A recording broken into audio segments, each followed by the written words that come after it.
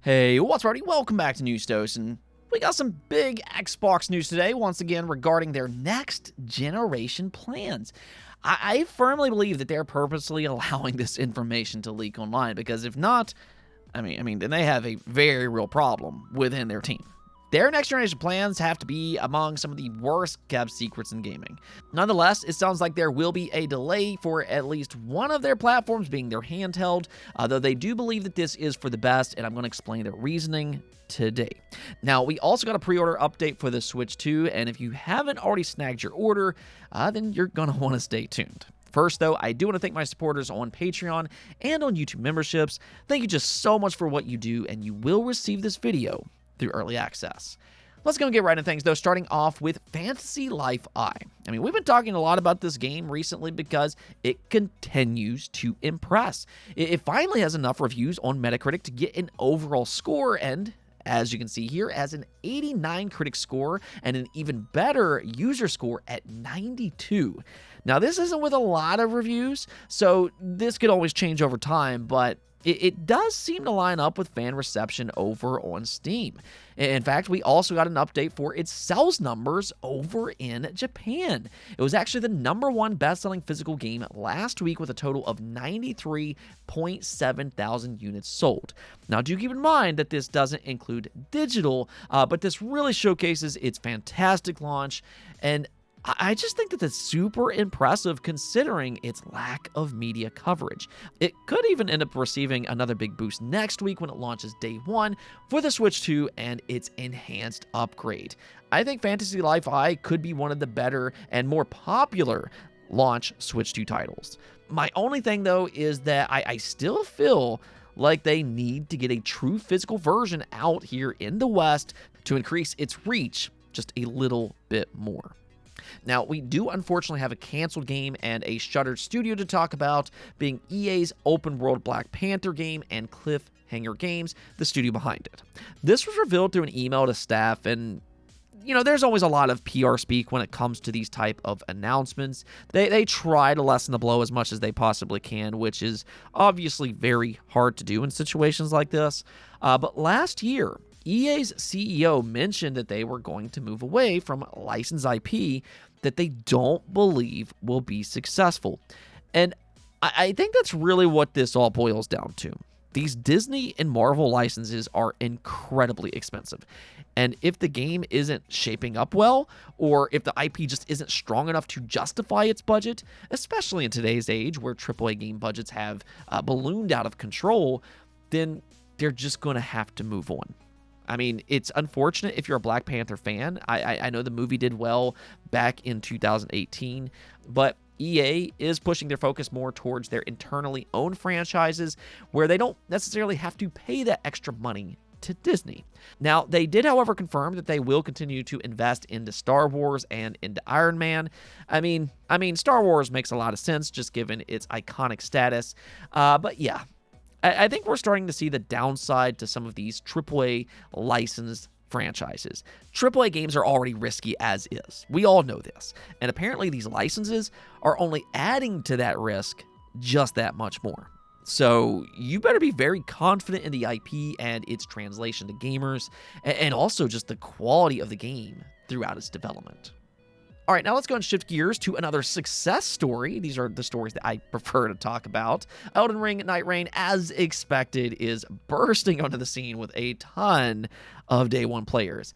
As of this recording, it's only been available for about an hour, and it's already reached a 297,000 concurrent peak high on Steam.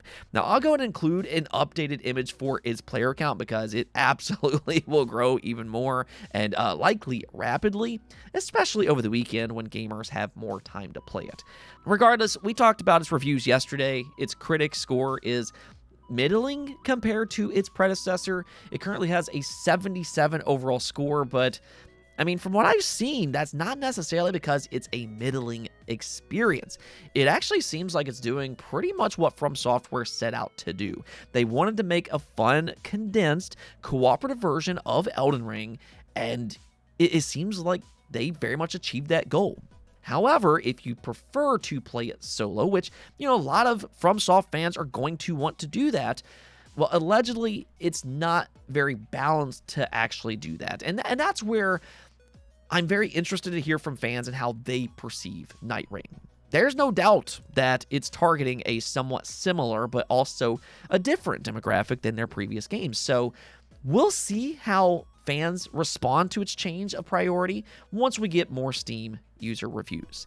So far, though, Elden Ring's popularity is translating to Nightreign exceptionally fast. Okay, so let's go talk about Xbox's next generation plans. We keep coming back to this topic because everything is seemingly leaking out early, and that's one of the things about leaks, especially for leaked plans that are still far out. Plans do change, and from everything that we've heard, reportedly, Microsoft is targeting 2027 for their next generation console. Now, that still remains the case, as of this recording, for their home console. Now, their handheld, on the other hand, has seemingly been delayed. We don't have any kind of updated release window as of yet, but this comes from Jez Corden over on Windows Central. His sources told him that Microsoft is shifting their handheld priority to Windows 11 PC gaming handhelds, and the reason for that is seemingly because they are way behind SteamOS in both performance and in battery consumption. This was revealed through a performance test for the new Lenovo Legion Go S. It has two different models, a Windows 11 version and apparently a much better performing SteamOS version. In some cases, the SteamOS version was actually seeing a 30% boost in frame rate compared to its Windows counterpart, and its battery life was also much better. Dead Cells, as one such example, which is really a small game, was getting about 6 hours on SteamOS, where it was only getting about 3 hours on Windows 11. I mean, that is a massive difference, and it reveals what I think a lot of people have already experienced with these PC gaming handhelds. It's an awesome technology from a hardware perspective, and that's only going to continue to improve in the coming years, but as of today, Windows is not well optimized for these devices, and it somewhat holds them back from reaching their true potential. SteamOS, on the other hand, is being specifically designed with this idea in mind, and it shows. So Microsoft has some very important work to do here. They need to make some improvements on their end, and it seems like this has kind of been their wake-up call for that. Reportedly, Microsoft has now shifted their handheld team to prioritize third-party partnerships like the upcoming ROG Ally Xbox Edition. Now, that doesn't mean that their first-party handheld has been canceled, though. Jez mentioned that they're still heavily invested in a native handheld Xbox, but for now, they want to prioritize third-party handhelds first, which I think makes sense when you start to think about it. We've talked about this before, but the upcoming ROG Ally Xbox Edition will be our first true glimpse into the future, just as the Xbox PC app is also a glimpse into their future plans. The one common denominator, the thing that we keep hearing, is that their next generation platform will be a PC console hybrid with a heavy Windows slant to it. So as long as that is true, then their OS and its performance is incredibly vital to make that plan work. So in other words, they absolutely need to make sure it's the best that it can possibly be. And that's one of the reasons that they're partnering up with Asus years ahead of their next generation. This is a way for them to kind of iron out the kinks. They can maybe customize a Windows Xbox OS. I mean, this won't be the exact OS, but they can work on it and improve its performance over time. That way they can implement it into their own first-party hardware in the future.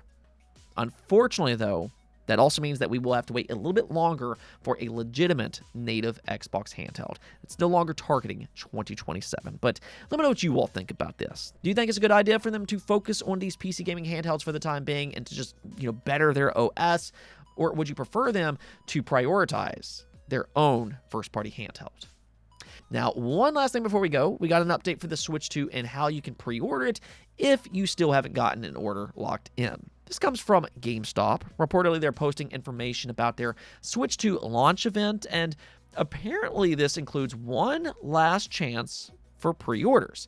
Now, I'm not sure if every store will have this same opportunity. You might want to call your local GameStop for that, but for participating GameStops, they'll have some additional units prepared, and you can walk in and pre-order one of those a day before release at 3 p.m. on June 4th. Now, if you're going to try this, my best recommendation is to show up early. I can't imagine that they're going to have a ton of additional units, so to really give yourself the best chance, I would show up at least an hour early, if not even earlier than that. It's nice to see, though, that pretty much every retailer by this point will have some additional units for in-store purchases when it releases. GameStop is doing theirs a little bit different with their day early pre-orders, but other retailers will have walk-in units day one as well. Again, just kind of keep in mind that, the early bird eats the worm. As long as you understand that, though, then your chances will have greatly increased. So, best of luck. Anyways, though, that's going to be for this episode, but until next time, make sure to subscribe, ring that bell, and peace out.